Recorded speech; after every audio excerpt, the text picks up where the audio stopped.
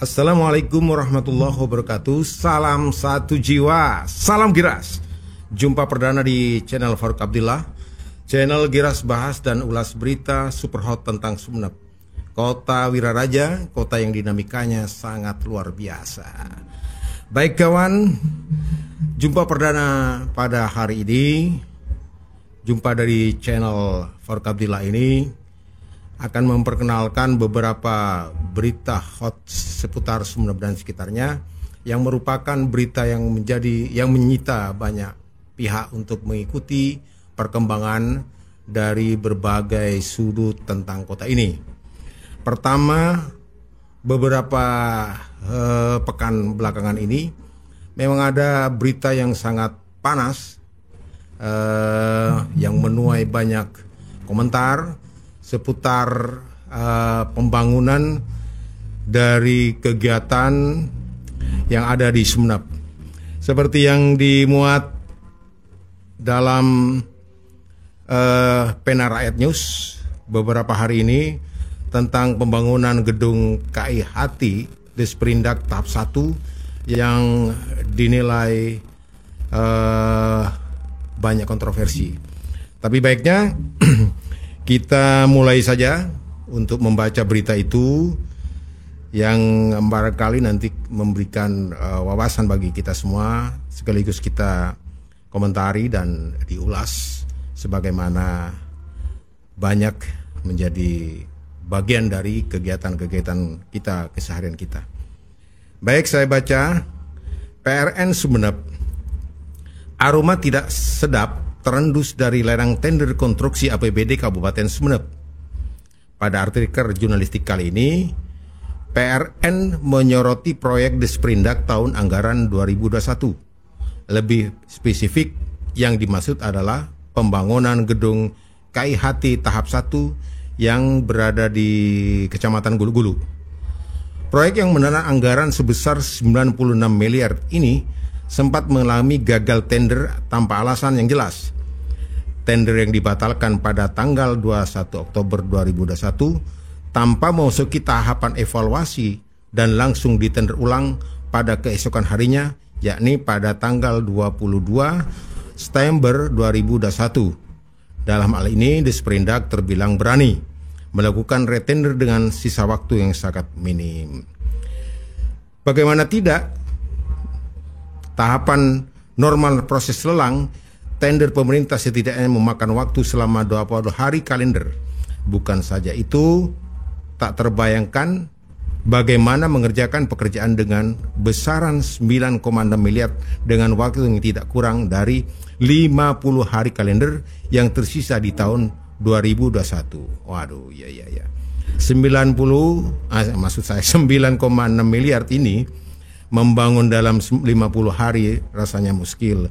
Kita bayangkan ya kawan, untuk membangun senilai 1 miliar saja rasanya seperti rumah dengan nilai bangunan misalnya 1 miliar itu sangat mustahil bisa dilakukan dalam jangka waktu 50 hari. Apalagi bangunan ini bernilai 9,6 miliar.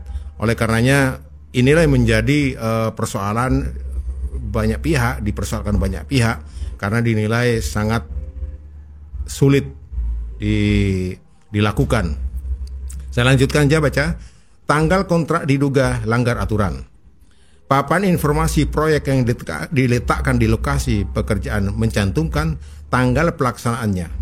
Papan informasi yang diletakkan di lokasi pekerjaan mencantumkan tanggal pelaksanaannya dimulai sejak 1 November 2021. Bila melihat informasi yang dirilis dalam portal LPSE, jelas bahwa tanggal 31 Oktober hingga 4 November 2021 merupakan masa sanggah yang diberikan kepada 19 peserta, meskipun tidak menyampaikan penawaran. Dari informasi yang dirilis LPSE Kabupaten Sumeneb bahwa tidak terdapat perubahan jadwal dalam proses lelang, sehingga penandatanganan kontrak untuk pekerjaan ini paling cepat dapat dilakukan pada tanggal 5 November 2021 dan selambat-lambatnya tanggal 11 November 2021. Siapa yang mengeluarkan SPK nomor 602-11-2.3 pada masa sanggah katanya. Bila papan informasi proyek benar, maka patut diduga terjadi pelanggaran aturan yang fatal. Ini ada papannya ya. Papan yang difoto oleh surat kabar itu disebutkan sebentar.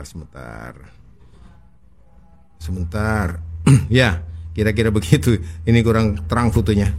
Tapi yang jelas ini tulisan media ini sangat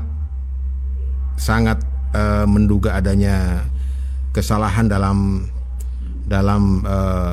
tender ini. Kemudian saya lanjutkan bacaan berita itu. Dugaan terjadinya persekongkolan proyek KIHT di Sprindak. Dugaan terjadinya persekongkolan di proyek KIHT merujuk pada Perka LKPP nomor 12 tahun 2021 bagian 4 nomor 4.2.7 evaluasi dokumen penawaran bagian huruf F yang berbunyi indikasi persengkolan memenuhi sekurang-kurangnya 2 kriteria berikut. Oh, ini maksudnya tulisan media ini menjelaskan bahwa yang patut diduga ada persengkolan hanya cukup 2 ya. Cukup 2 ciri-ciri. Jadi 2 ciri-ciri ini menjadi indikasi adanya persengkolan. Kemudian saya lanjutkan ya. Adapun ciri-cirinya sebagai berikut.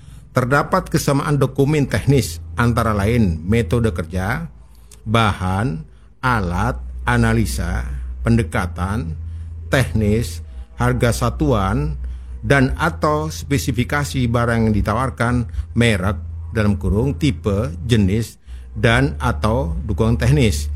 2. Seluruh penawaran dari peserta mendekati HBS. Adanya keikutsertaan beberapa peserta yang berada dalam satu kendali. Adanya kesamaan kesalahan isi dokumen penawaran antara lain kesamaan kesalahan pengetikan, susunan dan format penulisan. 5. Jaminan penawaran dikeluarkan dari penjamin yang sama dengan nomor seri yang berurutan. Ini menurut media itu yang memenuhi sekurang-kurangnya dua kriteria persengkolan itu adalah yang saya sebutkan tadi, ada 5. Jadi ada 5 kriteria ini. Jika 2 memenuhi saja itu sudah bisa dikatakan ada persengkolan. Indikasi persengkolan khususnya pada poin 2 berawal telah terdeteksi sejak lelang tahap pertama tender yang dibatalkan. Pada waktu itu diikuti oleh 27 peserta dengan 3 penawar, yakni CVBLT, Sartika, PT Lumbung Jaya Arto Barokah. Penawaran ketiga peserta ini ada di angka maksimal turun hanya 3% dari HBS. Wah, luar biasa ini. 3% nih. Jadi begitu harga tender 9,6 hanya turun 3%. Jadi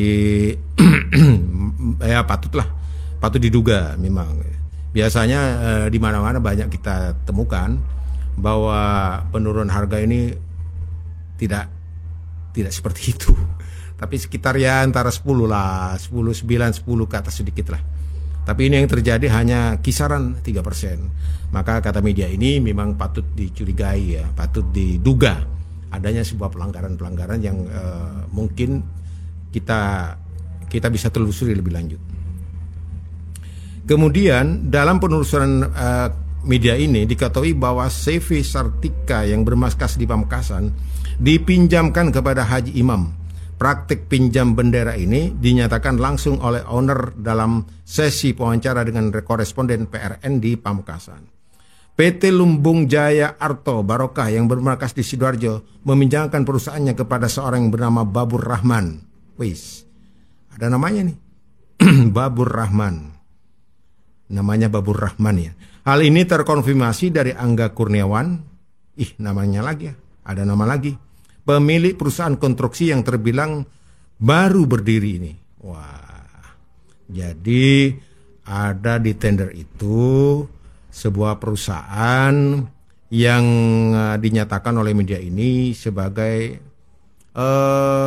PT atau CV baru, sehingga tergolong pemain baru. Dan biasanya ya saya kalau kita lihat yang pernah saya saksikan sekian tahun yang lalu, biasanya untuk PT-PT baru ini biasanya couplingnya untuk ikut tender yang sebegitu besar rasanya sempit untuk memperoleh menang. Karena beberapa hal yang perlu patut dicatat, pengalaman di dalam sebuah perusahaan itu sangat memungkinkan, sangat mungkin memenangkan tender karena dasar-dasar pengalamannya. Dan mereka pun yang tidak punya pengalaman, bahkan ya, yang punya pengalaman sedikit, bahkan ini kalau tergolong baru, bisa saja pengalamannya lebih sedikit ya. Biasanya PT-PT yang sudah tua, banyak pengalaman ikut tender dan sebagainya, mengerjakan pekerjaan proyek pemerintah, biasanya itulah yang sering mendapatkan nilai.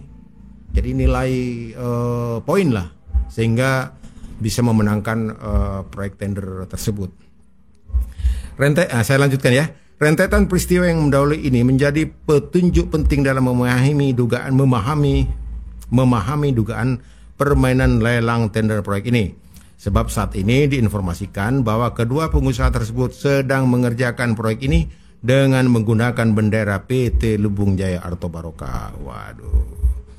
Jadi ini kalau melihat dari tulisan ini, jadi nama PT Lumbung Jaya Arto Barokah ini sepertinya patut diduga adalah dipinjam orang tertentu untuk mengikuti proyek itu.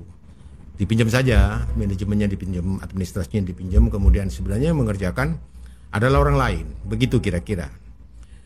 Kemudian saya lanjutkan, proyek KIHT di Sprindak diduga pindah tangan. Dugaan jual beli proyek atau pemindahan tangan proyek pembangunan gedung KIHT bukan tanpa alasan. Angga Kurniawan, wah ini disebutkan lagi namanya, Direktur PT Lumbung Jaya Arto Barokah kepada awak media menyampaikan bahwa proyek gedung KIHT tahap 1 dikerjakan oleh orang yang bernama Babur Rahman. Waduh. Ini sudah ada pengakuan dari Angga Kurniawan selaku Direktur PT Lumbung Jaya Arto Barokah kepada media dan menyampaikan memang ini pekerjaan itu dikerjakan oleh orang lain gitu. Sebuah pengakuan yang di luar dugaan ini. Tapi ya gimana ya? Kita telusuri nanti ya. Ini berita yang patut kita sebarkan agar di kemudian hari kita tidak ketemu dengan hal semacam ini. Dalam pelurusan PRN, lelang tender ini tidak menggunakan sistem KSO. KSO apa ini ya? Saya bukan orang proyek nih. Ya udahlah, KSO. Soalnya itu dalam data badan usaha yang dirilis dalam SIKILPJK. Waduh, ini sudah nggak ngerti saya. Tidak ditemukan nama Babur Rahman baik sebagai pengurus maupun tenaga kerja PT Lumbung Jaya Arto Barokah. Jadi maksudnya kawan Farouk Abdillah Channel ini, saya barangkali bisa menjelaskan bahwa pemenang dari KIHT ini tendernya itu ini adalah PT Lumbung Jaya Arto Barokah. Namun katanya koran ini, media ini menyatakan bahwa di dalam dokumen badan usaha yang dirilis dalam SIKLPJK tidak ditemukan nama Babur Rahman, baik sebagai pengurus maupun tenaga kerja PT Lumbung Jaya Arto Barokah. Nah, inilah yang menjadi pertanyaan besar, kenapa itu terjadi? Tentu ini di wilayah para pimpinan di negeri ini yang patut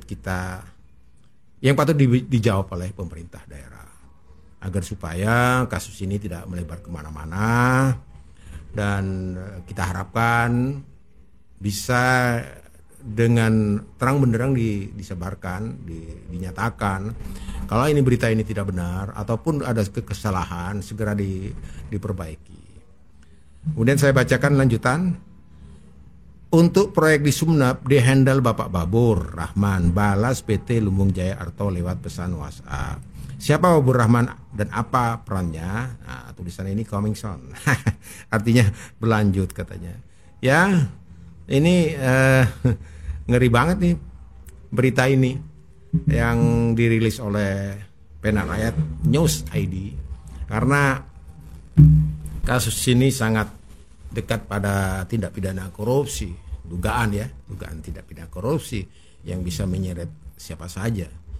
Tentu saja saya sangat khawatir dengan berita ini akan menjadi santapan KPK.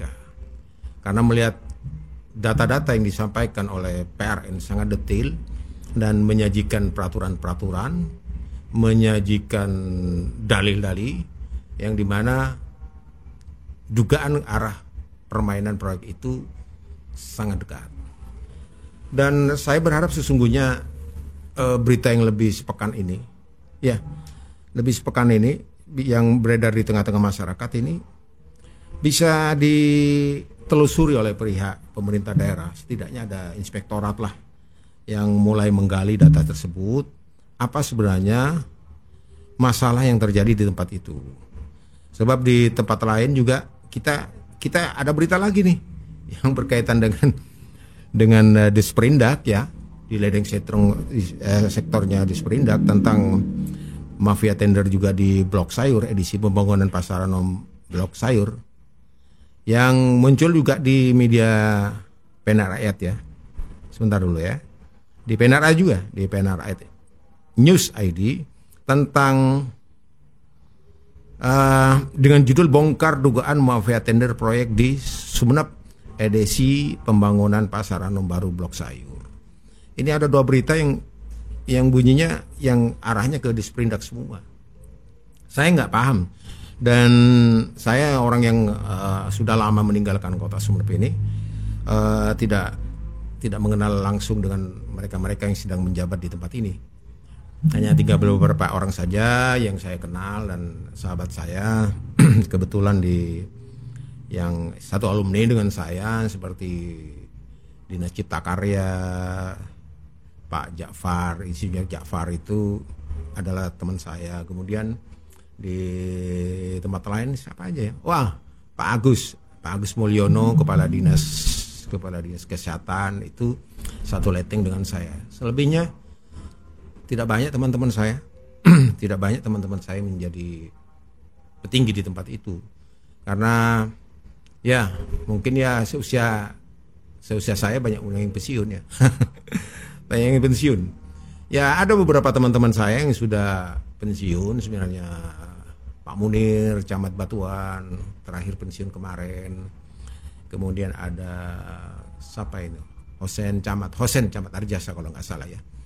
Ada juga teman saya yang pensiun siapa ya? Almarhum Mulyadi, Camat Kaliangat terakhir itu. Kawan-kawan alumni saya dan banyak lagi deh teman-teman saya yang sudah pensiun.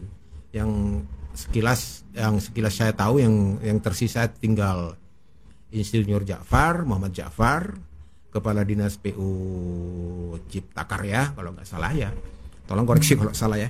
Kemudian Pak Agus Mulyono yang Kepala Dinas Kesehatan Kabupaten Sumeneb. Selebihnya saya nggak paham siapa dan siapanya karena saya cukup lama meninggalkan kota Sumeneb dan kali ini saya berada di kota Sumeneb menjadi penyambung lidah masyarakat agar hal-hal yang kemungkinan bisa saya sambungkan dengan masyarakat, bisa sambungkan dengan pemerintah daerah untuk bisa bersama-sama dalam rangka membangun Sumeneb yang demokratis dan kemudian yang bersih lah.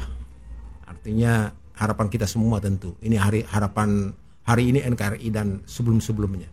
Ke depan mungkin harapan kita lebih bagus. Apa yang akan terjadi di Kabupaten Sumeneb ini. Apalagi era hari ini dipimpin oleh seorang bupati muda, dinamis, yang saya pikir potensinya luar biasa dahsyat.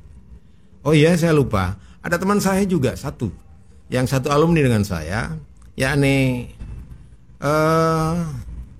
MH Said Abdullah, Ketua Banggar. Dia juga satu alumni dengan saya di SMA dulu sama Pak Ja'far, Kepala Dinas Cipta Karya.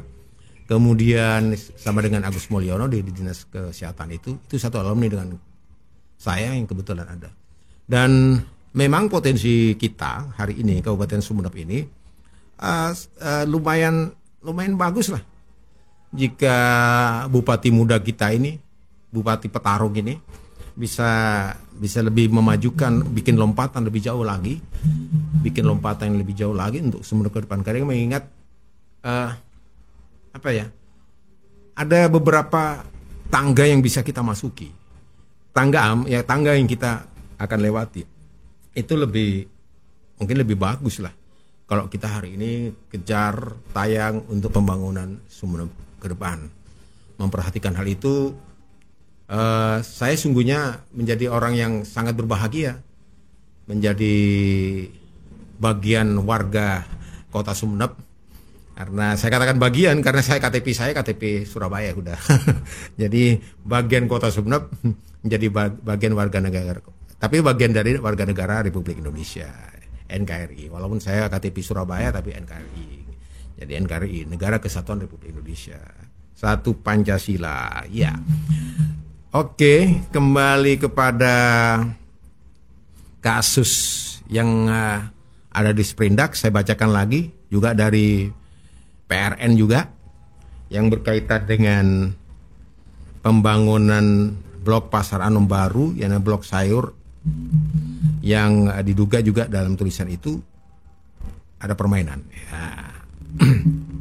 Baik, saya bacakan ya. PRN Sumeneb, pembangunan Pasar Anom baru blok sayur rawan permainan. Proyek di Sprindak Kabupaten Sumeneb dengan HPS, harga HPS. Iya, pokoknya harga proyeknya lah. 2,79 miliar ini berhasil direbut CV Bayu Jaya Abadi dari 4 pesaingnya, meski tawarannya hanya turun 3%. Aduh, ya lagi-lagi nih. Ini seperti yang tadi ya, kayak HT itu lah ya, turunnya hanya 3%. Semua pesaing tumbang dengan hasil evaluasi yang sama. Sorotan dugaan permainan lelang tender proyek konstruksi di Sumeneb tertuju pada Dinas Perindustrian dan Perdagangan. Sebut saja proyek pembangunan Pasar Anom baru dan pembangunan gedung KIHT tahap 1. Kedua proyek ini dikontrakkan pada pelaksana dengan tawaran kurang dari 3% HPS. Sama ya dengan yang tadi ya, yang saya bacakan ya. Kemudian saya lanjutkan, harga kontrak yang mendekati HPS ini menjadi salah satu indikasi persekongkolan yang tertuang dalam Perka LKPP nomor 12 tahun 2001 bagian 4 nomor 4.2.7 evaluasi dokumen penawaran bagian huruf F. Entah sebuah kebetulan atau memang sudah diatur. Kode tender proyek ini sama-sama dibatalkan sebelum akhirnya ditender kembali. Waduh, ini mirip-mirip ya, mirip-mirip sedap. Mirip-mirip sedap. Jadi ceritanya mirip-mirip sedap ini. Jadi yang tadi yang proyek satunya HKTI apa ini? Satunya seperti itu, ini juga sama seperti itu. Terkait hal ini, praktisi hukum Samsul SH berkomentar, menurutnya praktek yang terjadi di proyek di Sprindak Kabupaten Sumeneb diduga menyalahi aturan yang ada di dalam Perlem LKPP nomor 12 tahun 2021 pada bagian lampiran dokumen lelang pada bagian syarat-syarat umum kontrak SSUK. Ya. Ini nih SSUK ini kepanjangan dari syarat-syarat umum kontrak. Nah, itu dan syarat-syarat khusus kontrak SSKK. Waduh, ini banyak singkatannya ya. Iya lumayan. Singkatan memang populer di Indonesia, paling panjang katanya Bimbo ya. Lanjut keterangan Samsul yang pengacara itu, dalam Perlem ini jelas dinyatakan bahwa penyedia tidak diizinkan melakukan pemindahan tangan pekerjaan. Selain itu seluruh fakta integritas seluruh fakta integritas yang diisi oleh penyedia diatur untuk mengantisipasi praktik jual beli proyek. Saya bacakan ulang ya, gimana ya. Selain itu seluruh fakta integritas yang diisi oleh penyedia diatur untuk mengantisipasi praktek jual beli proyek.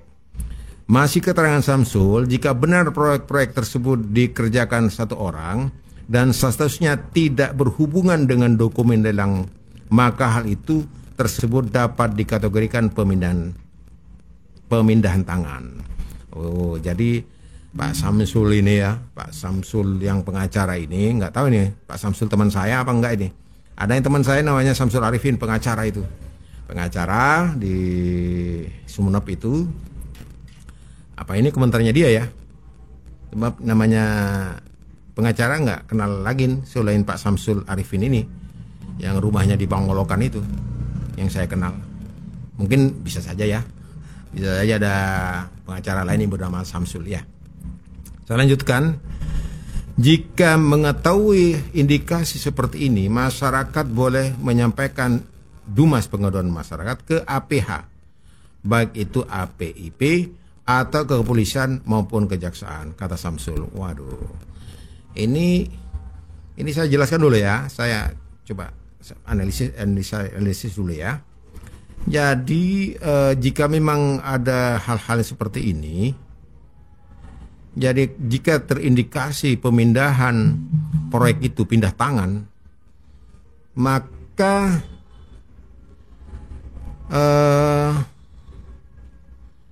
ini saya sampaikan bahwa sebelumnya setiap pemenang tender ini telah melakukan penandatanganan. Jadi penandatanganan fakta integritas oleh yang diatur untuk tidak bisa memindah tangankan proyek-proyek itu. Jadi kalau terjadi pemindahan tangan atas proyek-proyek yang dimenangkan oleh PT, maka ini adalah penyalahgunaan. Jadi artinya pelanggaran, bukan penyalahgunaan, pelanggaran. Jadi jika memang terjadi seperti itu di lapangan, kata Pak Samsul ini, masyarakat bisa menyampaikan ke pengaduan masyarakat ke APH, baik itu APIP, saya nggak tahu nih APH apa. Saya buka nanti deh. Sorry aja, dikoreksi ya teman-teman ya. Atau kepolisian maupun kejaksaan. Oh, jadi maksudnya begini loh. Jadi memang kalau ada pelanggaran-pelanggaran, kita bisa menyampaikan pengaduan itu kepada penegak hukum ataupun kepada APH. Nanti kita cari ya. APH dan APIP nih ke Mbah Google ya. Saya nggak ngerti nih. Saya juga nggak ngerti. Soalnya nggak tahu tentang proyek-proyek tersebut. Ya, itulah kawan channel Farouk Abdillah, dua berita tentang proyek yang ada di Disperindak. Saya kurang paham sebenarnya apa yang terjadi di Kota Sumeneb ini sehingga ada dua dugaan penyalahgunaan wewenang atau tindak pidana apapun ya. Penyalahgunaan wewenang ataupun ada dugaan tindak pidana korupsi yang dilakukan oknum-oknum di kabupaten ini. Namun ada juga persekongkolan, bisa saja disebutkan oleh PRN tadi, ada kemungkinan persekongkolan yang bisa menjadi merugikan masyarakat. Sebab kalau terjadi persekongkolan seperti ini, maka akibatnya yang mungkin bisa dirasakan oleh masyarakat luas, kerugian akan diterima oleh masyarakat luas. Kenapa tidak? Akibatnya jika ada persekongkolan atau sesuatu yang tidak sesuai dengan prosedur ketentuan yang sudah ditentukan oleh pemerintah, kemungkinan ada unsur suap atau jual beli proyek itu yang menyebabkan turunnya kualitas proyek itu. Akhirnya seharusnya masyarakat bisa menggunakan proyek-proyek itu dalam waktu panjang, jangka panjang, menyebabkan proyek itu kemudian menjadi cepat rusak, sehingga masyarakat yang pengguna fasilitas-fasilitas umum itu akan juga mendapatkan kerugian karena tidak maksimal menggunakan fasilitas-fasilitas itu. Itu banyak juga terjadi pada perbaikan fasilitas umum di Kabupaten Sumeneb ini yang tidak maksimal, Saya menemukan kemarin pembangunan tandon spam di Talango, kalau tidak salah di Kampung Pasar, agak di Dusun Mongku, Desa Talango juga ada proyek Cipta Karya yang didirikan di tempat itu, ternyata belum memenuhi syarat-syarat administrasinya. Misalnya harus seizin pemiliknya, mendapatkan mengantongi izin pemiliknya. Karena dalam hal ini kadang-kadang dilewati oleh birokrat. Ini yang saya prihatin juga. Jadi tandon spam tahun 1919.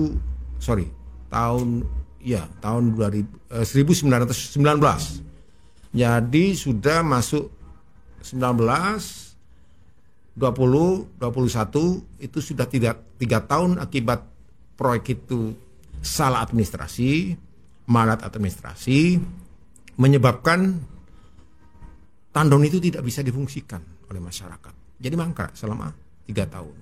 Karena apa? Di tempat berdirinya tandon itu ternyata tidak mendapatkan izin oleh pemiliknya. Salah satu bukan izin, seharusnya dihibahkan. Pemiliknya menghibahkan kepada Pemda Sumeneb ya untuk dijadikan fasilitas umum. Tapi faktanya ternyata pemiliknya nggak mau. Dia nggak mau menghibahkan tanahnya untuk ditempati tandon. Tapi walhasil tanpa mengantongi tanda tangan hibah atau izin atau bagaimana atau perjanjian, ternyata sungguh berani Pemda Kabupaten Sumeneb dalam hal ini pihak Cipta Karya sebagai pengguna anggaran langsung membangunnya sehingga hari ini menjadi masalah yang cukup pelik. Karena pemilik tanah itu ternyata tidak akan pernah menjual satu, apalagi menghibahkan, karena orang miskin yang tidak mungkin menghibahkan. Mana orang miskin mau menghibahkan? Kecuali memang hal-hal yang khusus. Itulah barangkali yang perlu kita sadari, bahwa kejadian-kejadian ini sungguh sangat miris bagi kita semuanya.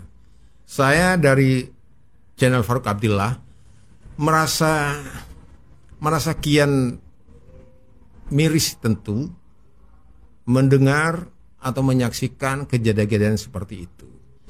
Dan kita seharusnya sebagai warga negara Indonesia, sebagai warga Sumeneb khususnya, jangan pernah takut, jangan pernah cuek, jangan pernah merasa rugi untuk hal-hal ikut serta dalam civil society, mengkritik, berpendapat, kemudian melaporkan peristiwa-peristiwa yang janggal ini kepada pihak-pihak yang berwajib. Tentu ini perlu respon yang serius dari pemerintah Kabupaten Sumeneb. Ada beberapa hal yang sangat-sangat merugikan, dugaan merugikan masyarakat yang perlu ditanggapi. Setidaknya beginilah. Akibat berita pemberitaan tersebut menyebabkan suasana tidak kondusif lagi, menghilangkan kepercayaan pemerintah daerah di tengah-tengah masyarakatnya. Harusnya pemerintah daerah Kabupaten Sumeneb ini tanggap sigap dalam mengantisipasi, dalam merespon persoalan-persoalan masyarakat. Hari ini juga masih ada dalam kasus pasar yang yang berkaitan dengan berita-berita pasar lagi. Dan ini wilayah Disperindak lagi. Kenapa Disperindak terus? Saya agak bingung juga ini. Kenapa harus Disperindak ini? Kenapa masalahnya Disperindak ini?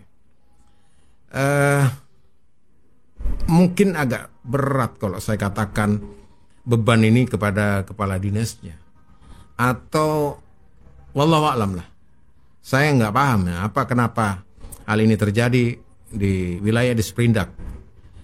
Saya mungkin berpikir, apakah orang-orang yang di Disperindak ini tidak mampu menyelesaikan persoalan, atau LPSI-nya memang tidak mempunyai kemampuan. Oleh karenanya dua hal ini mungkin perlu kita pemerintah daerah menyikapi dengan bijaksana. Saya coba cari dulu tentang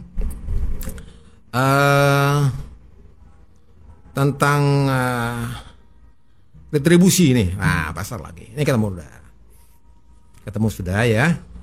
Harapan saya ini juga tambahan bagi mereka-mereka yang harus bertanggung jawab, birokrat, agar disikapi dengan sungguh-sungguh. Ini sebenarnya bersyukurlah adanya media hari ini yang begitu masif. Kemudian media yang berani menulis dengan jujur apa adanya. Harapan saya mudah-mudahan ada manfaat untuk pembangunan Sumeneb ke depan. Oke, saya baca dari memo online ini tentang judulnya Kadin Sumeneb kecewa, pedagang pasar Anom dipaksa bayar tunggakan retribusi 1,3 M. Waduh. Walah, ada-ada saja cerita ini. Masih di wilayah Disperindak ini. Pasar kan di bawah Disperindak. Ya Mas ya? Iya, pasar wilayah kerjanya Disperindak. Oke. Dilansir Sabtu 25 Desember 2021. Oke, saya bacakan. Di sini ada foto Mas Hairul Anwar, Ketua Kadin Sumeneb. Oke, saya bacakan. Memo online ID Sumeneb. Upaya pemerintah Kabupaten Sumeneb, Madura, Jawa Timur melakukan penagihan retribusi kios dan pertukaran di Pasar Anom dinilai sangat memberatkan kepada pedagang. Ini tidak bijaksana dan sangat memberatkan, kata Hairul Anwar, Ketua Kadin Sumeneb, Minggu 25 Desember 2021. Sebab, kata Hairul, kebijakan tersebut dilakukan di tengah melemahnya ekonomi pedagang akibat dampak pandemik COVID-19 yang berkepanjangan. Sehingga, kata Hairul, banyak pedagang yang mengeluh karena harus membayar retribusi dengan nominal yang cukup besar. Tentu kebijakan itu membuat pedagang resah. Karena pedagang yang punya lapak dimintai uang sewa yang gentong. Tentu kebijakan itu membuat pedagang resah karena pedagang yang punya lapak dimintai uang sewa gentong dalam kurung besar dan harus dibayar, jelasnya. Besarnya tunggakan itu, kata Hairul, bukan sepenuhnya menjadi tanggung jawab pedagang. Dia meyakini apabila petugas pasar melakukan penagihan secara rutin setiap bulan, retribusi tidak akan menumpuk seperti yang terjadi saat ini. Jadi begini loh, artinya gini ya, pernyataan Hairul ini menyatakan bahwa maksudnya mungkin dia pedagang pasar ini tiba-tiba ditagih gitu loh ya, ditagih semuanya, mungkin 1 tahun ditagih untuk membayar yang setahun ya. Jadi Mas Hairul menduga tidak ada penagihan selama beberapa bulan atau 1 tahun itu. Saya lanjutkan ya. Ini salah siapa? Pedagang apa? OPT di pasar yang nggak kerja untuk narik retribusi tiap bulan, sehingga akhirnya gentong dan menumpuk sampai banyak. Jelas dia mempertanyakan. Hairul menyadari pemerintah membutuhkan pemasukan, namun diakui dengan cara dipaksakan seperti saat ini dinilai kurang elok dan terkesan tidak memihak pada rakyat. Iyalah, kita kena pandemi ini luar biasa dahsyat ya. Yang paling jatuh itu rakyat yang tingkat bawah. Dan ya semuanya merasakan lah, tapi yang merasakan itu tingkat bawah. Jadi orang-orang tingkat bawah ini tak ubahnya berada di tanah. Jadi dia kepanasan, dia kehujanan kalau hujan. Jadi juga terinjek-injek kadang-kadang. Yang namanya di bawah tanah ya, di atas tanah gitu deh. Wajar kalau itu.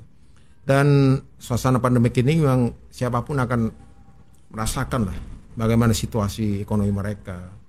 Ada beberapa cerita bahwa yang terpaksa menjual sepeda motornya, terpaksa tidak bisa membiayai anak-anaknya yang sekolah, macam-macam lah, sehingga harus pontang-panting cari utangan, dan banyak di antara mereka terlilit dengan rentenir, dan bahkan banknya juga tidak terbayar, kredit ke bank tidak terbayar. Ada juga yang cerita-cerita sepeda motornya nggak bisa bayar kredit, mobilnya juga nggak bisa kredit, rumahnya yang kredit juga nggak bisa terbayarkan. Walaupun ada kebijakan dari presiden kita Bapak Jokowi bahwa dulu cukup membayar bunganya, kalau nggak salah begitu. Jadi ada penundaan pembayaran. Tapi di perlakuan prakteknya di bank itu hanya cukup membayar bunganya. Tapi entahlah, saya koreksi kalau salah ya. Tapi yang jelas katanya orang yang punya kredit kepada siapapun hanya bayar bunganya saja, pokoknya nggak usah dibayar. Jadi itu mungkin terobosan yang bisa sangat membantu masyarakat kecil. Tapi ya situasi memang sangat melemah. Kita dari tahun 2020 ini, Masya Allah, qadarullah, kita berhadapan dengan situasi yang sangat pelik ya. Alhamdulillah lah, yang kokoh imannya masih tetap berada di jalan Allah, yang tidak kokoh ya macam-macam lah. Ya mudah-mudahan kita terlindungi dari hal-hal yang nggak baik, walaupun situasi ujian dari Allah ini cukup luar biasa. Baik, saya lanjutkan ini.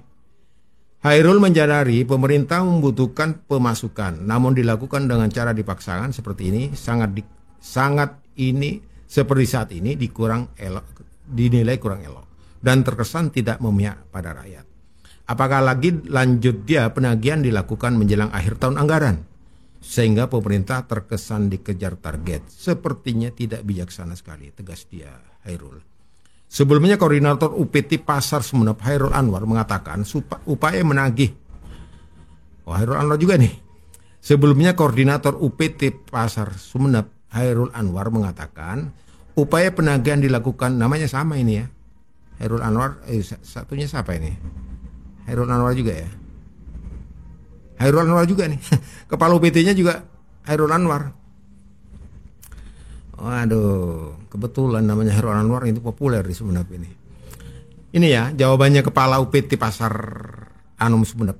Sebelumnya koordinator UPT Pasar Sumeneb Hairul Anwar mengatakan upaya penagihan dilakukan karena retribusi Pasar Anom memiliki tunggakan senilai 1,3 miliar. Tunggakan tersebut terhitung sejak 2003 hingga tahun 2021. Tunggakan retribusi Pasar Anom dari tahun 2003 hingga tahun 2021. Kerja apa ini kepala UPT-nya? Waduh ya Allah, ada-ada saja ini. Padahal mereka digaji ya. Jadi di UPT pelaksana tugas ini di tempat itu kan digaji. Kenapa sampai tertunggak dari 2003 hingga tahun 2021? Menurut Hairul, apabila pemilik hak guna tidak membayar retribusi, maka akan diambil alih hak gunanya. Waduh, janganlah. Waduh, kalau rakyat kecil begini-begini nih. Menurut Hairul, apabila pemilik hak guna tidak membayar retribusi, maka akan diambil alih hak gunanya. Masya Allah. Ini wilayah. Udahlah, rakyat kecil nih. Kasihan mereka itu keuntungannya paling banyak 50.000, 100.000 itu per hari. Mereka punya anak banyak, kehidupannya susah. Masa seperti ini sih? Jangan gitulah. Kasihan mereka itu punya anak, punya istri, punya saudara, punya tanggungan.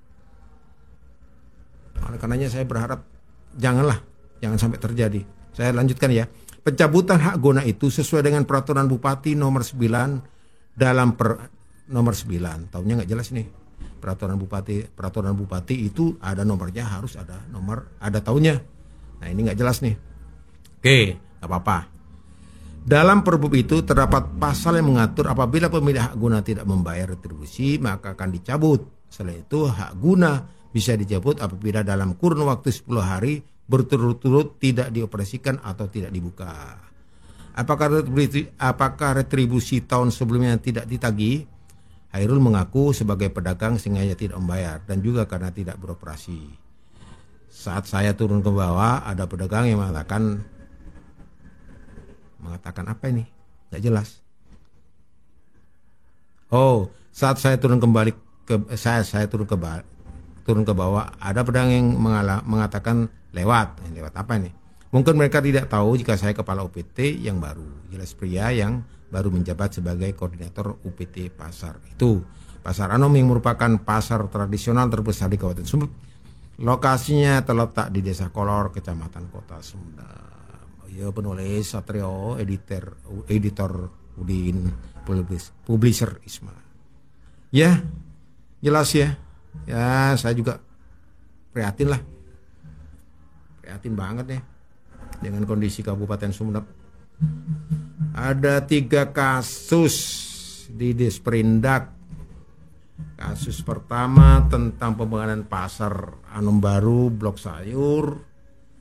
Ada pembangunan KIHT itu apa? Kemudian masalah retribusi di pasar Anom Sumedang. Rasanya memang ya nggak masuk akal lah. Masuk akal di dinas ini semuanya ada masalah gitu deh.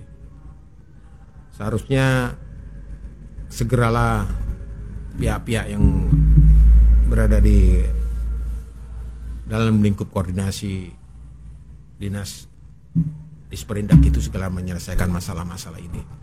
Sebab semakin banyak persoalan yang muncul di tengah-tengah masyarakat, dipublis oleh media, maka akan semakin pemerintah daerah akan kehilangan kepercayaan di hadapan rakyatnya, dan ini sangat berbahaya. Saya menyayangkan jika hal ini terjadi dan upaya-upaya penyelesaiannya tidak konkret ya, tidak konkret. Harapan saya ada bupati muda, bupati petarung yang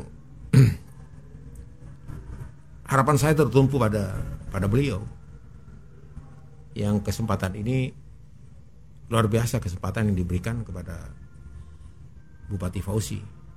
Karena saya sering mengatakan di dalam dialog-dialog kecil, sebenarnya bisa terjadi lompatan 10 tahun ke depan manakala bupati ini mau bekerja keras, bupati ini mau bertarung lebih keras untuk membangun Sumeneb dengan lebih serius. Mengingat komponen-komponen untuk mendapatkan kesempatan itu ada. Jadi elemen-elemen yang ada di dalam diri Fauzi dan lingkungannya sangat kuat sekali untuk mendapatkan fasilitas-fasilitas, proyek-proyek yang memungkinkan untuk membesarkan, membuat rakyat makmur, membuat pembangunan lebih hebat lagi, sehingga ke depan akan menjadi kota yang lebih baik lagi. Dan mungkin saya berpikir hari ini peristiwa yang langka terjadi hari ini. Ada bupati Sumeneb yang kebetulan keponakannya Ketua Banggar RI, teman saya, Emma Said Abdullah, yang bisa bersinergi untuk memajukan Sumeneb ke depan. Karena dua tokoh ini sama-sama memiliki pemikiran-pemikiran yang hebat dan punya wawasan yang hebat, sehingga ke depan akan dirasakan oleh masyarakat luas. Ini sudah akan memasuki 22 dan sebentar lagi kita sudah akan masuk pilkada. Hanya kesempatan di tahun 2022 ini yang bisa kita bertarung, bupati kita ini bertarung, bekerja keras untuk memberikan sumbangsi terbesarnya kepada masyarakat Sumeneb. Memang kemungkinan itu hanya terjadi hari ini. Sekali lagi, kemungkinan ini terjadi hari ini. Tidak mungkin terjadi di hari depan, barangkali seperti itu. Dan kalaupun terjadi di yang akan datang, mungkin persoalannya mungkin agak sempit.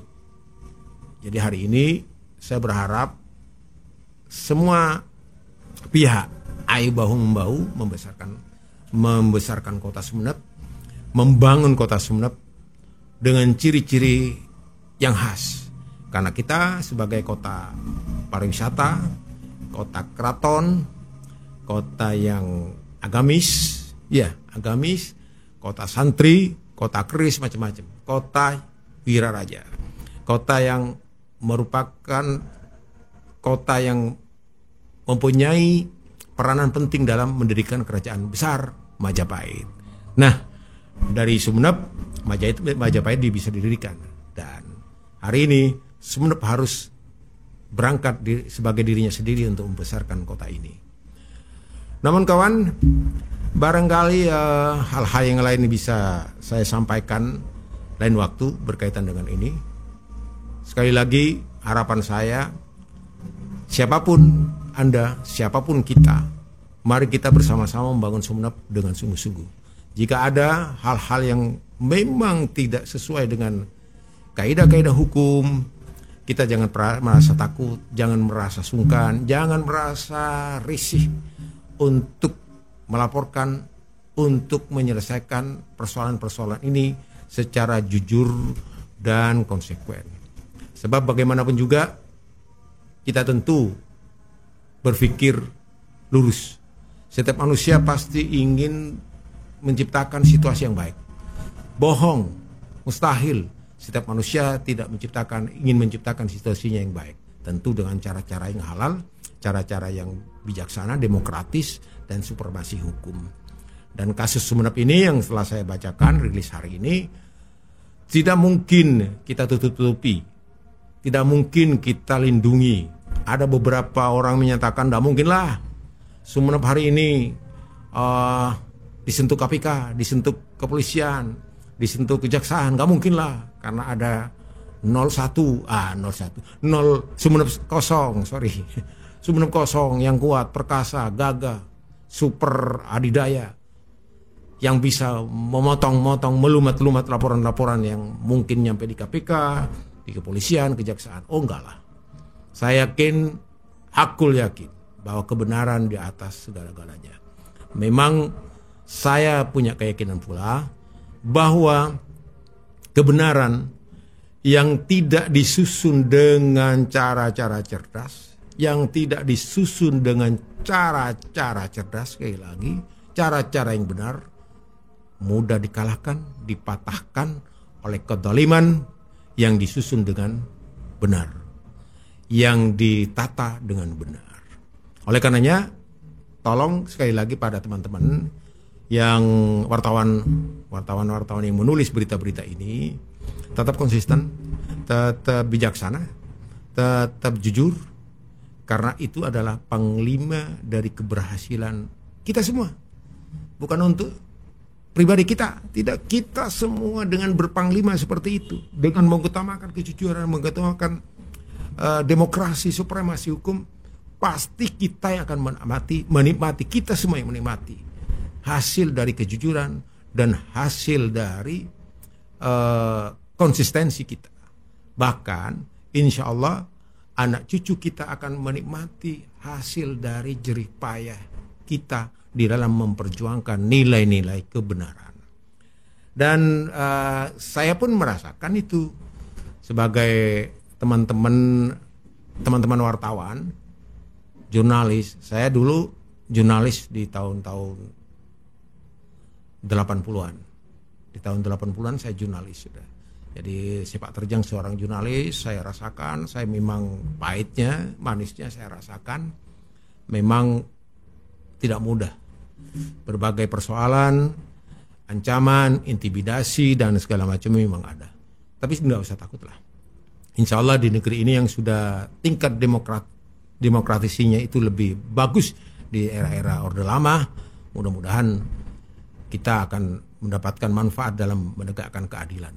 Walaupun indeks demokrasi kita pada tahun-tahun belakangan ini menurun, tapi saya yakin itu akan beranjak lebih kuat lagi, meningkat lagi seiring dengan situasi hari ini yang mulai semakin terbuka.